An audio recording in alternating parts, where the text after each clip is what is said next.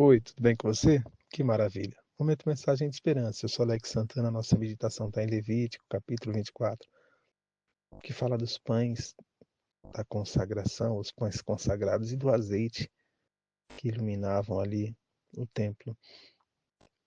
São símbolos muito importantes. Mais uma vez, o livro de Levítico fala de muitas ordenanças que eram para o povo hebreu.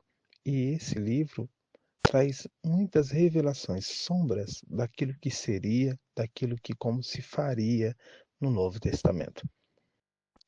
As leis foram para os hebreus e foram para aquela época. Hoje nós vivemos no tempo do Novo Testamento, na época da graça. Mas muitas coisas do livro de Levítico nos trazem como sombra e revelação. E a gente aprende muito de como o Senhor se revelou e de como Ele ainda hoje faz em nossa vida. Muitas coisas, como por exemplo, o que nós vamos meditar hoje, Levítico capítulo 24, quando fala do azeite puro que era para ser colocado ali para acender as lâmpadas do candelabro, candelabro de ouro batido. O ouro significa, simboliza divino, e era ouro batido, não era ouro fundido, era ouro batido, ouro divino, ouro que simbolizava o poder, a presença do Rei, dos reis e Senhor dos senhores. E o candelabro ele tinha 7 lâmpadas, e em cada lâmpada ali deveria ser colocado sempre o azeite e jamais deixaria se apagar, como disse o Senhor em Levítico capítulo 24. Aquele candelabro de ouro, ele simbolizava a glória de Deus e iluminava, porque a verdadeira luz, a luz que ilumina, vem de Deus. Lembra do que Jesus disse em João capítulo 3? Eu sou a luz do mundo. Aquele que me segue não andará em trevas. Oh glória! Ou seja, para nós, muitas vezes é difícil entender alguns textos, mas para os judeus, eles tinham isso muito claro quando falava-se da luz do templo que não poderia se apagar. E olha, era alimentado com azeite puro.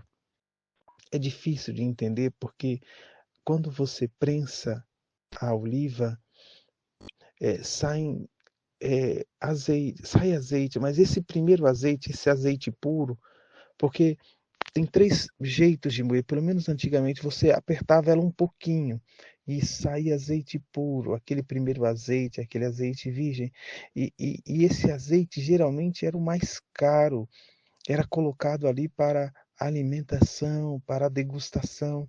O segundo azeite um pouquinho mais prensado, já vinha com um pouquinho de bagaço, já não tão puro. Esse também era usado para alimentação e para muitas coisas, mas já não era muito caro, muito puro. E o terceiro azeite geralmente era o que se usava para se acender as lâmpadas, porque era muito mais prensado, era moído já com muito bagaço, era muito comum ver aqueles estouros pequenininhos, porque queimava-se um pouquinho de bagaço na hora de se acender. Não era um azeite puro, mas no templo não. No templo Deus falou que era um azeite puro, ou seja, a luz de Deus é pura. Jesus disse: aquele que me segue não andará em trevas, mas terá nele a luz da vida. Como é bom ter Jesus na vida. Ele ilumina nossa mente e nos livra de toda escuridão e cegueira espiritual. E para terminar, os pães da proposição, que ficavam ali 7 dias expostos ao incenso, e só o sacerdote deveria comer, porque disse Deus que era coisa santíssima ao Senhor. E o que Jesus disse: eu sou o pão vivo que desceu do céu. Aleluia! Aquele pão que o povo via, que o povo ouvia falar, nunca chegou a alimentar o povo, porque só o sacerdote podia. Mas agora, na época da graça, Jesus vem para todos nós, e você pode hoje se alimentar de Deus, do pão vivo que desceu do céu. Jesus é aquele que alimenta a nossa vida.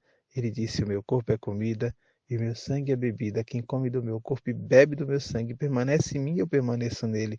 O Senhor é o pão que alimenta a nossa vida de maneira espiritual. É a palavra de Deus que nos alimenta a cada dia.